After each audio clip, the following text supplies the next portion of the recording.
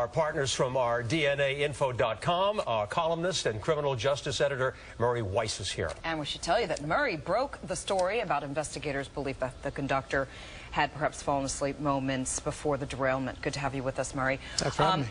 Okay, so the conductor told the investigators that he was in some sort of a daze right before it happened. What do you know about the differentials as far as the different accounts? Well, they came to the conclusion pretty rapidly that he had dozed off asleep. Within minutes, really, of the crash, hundreds of first responders came to the scene of the crash, paramedics. Some of them actually responded to assist him, but so did a cadre of investigators whose job it was to immediately try to lock down statements in people and find out what had occurred. Are you sharing any of this information that you have? I mean, I understand you broke the story, but are you being interviewed at all by the NTSB or any of that sort of thing? No, actually, No. It's in reverse. Okay. The information I got wasn't information that I got on my own. Okay. This is information that I've obtained from people who are intimate with the statements that the engineer made, Mr. Rockefeller. Okay. There's a lot of information, obviously. I mean, there's tremendous data, there's video and so forth. Basically talk about the investigation, how it gets off the ground and what they have to go through, because a lot of it is still undetermined. Well, from ground zero, the first thing they had to do was try to talk to him to find out what he knew, what he was saying, what his impression was, what his state of mind was while he was driving the train in the moments before the crash, and what he thought happened. And what they gleaned from him led them to believe that he probably fell asleep.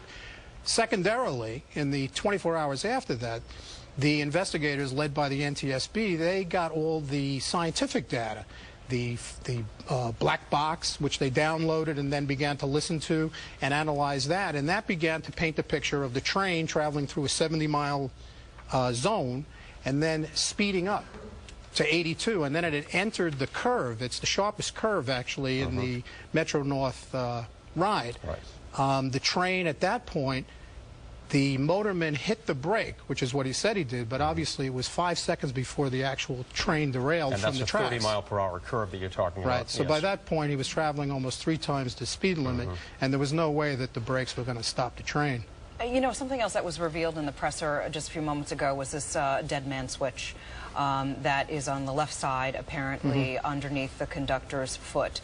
I don't know if there are any indications or if he even said to investigators whether or not he tried to step on it or not. Do we have any idea? No, I'm not a train expert, but the way I believe it works is if the switch is down, then the train is at full throttle and open.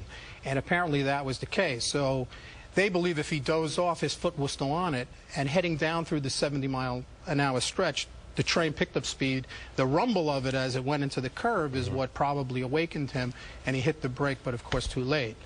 Well, we continue to follow the investigation, obviously ongoing. Murray Weiss, DNAinfo.com, as always, thanks for joining us today and for your information. My pleasure.